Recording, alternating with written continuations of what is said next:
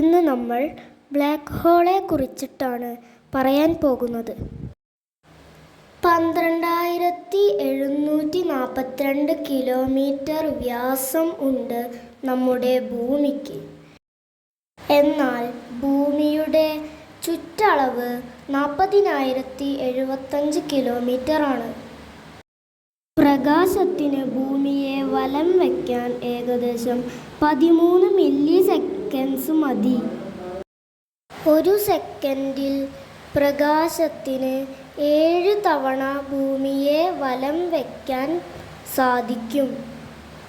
Ton 16 എന്ന black hole ആണ് പ്രപഞ്ചത്തിലെ ഏറ്റവും വലിയ black hole.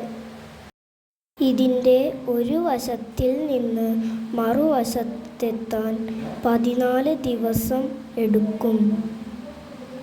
1957 ton 618 black hole കണ്ടുപിടിച്ചത്.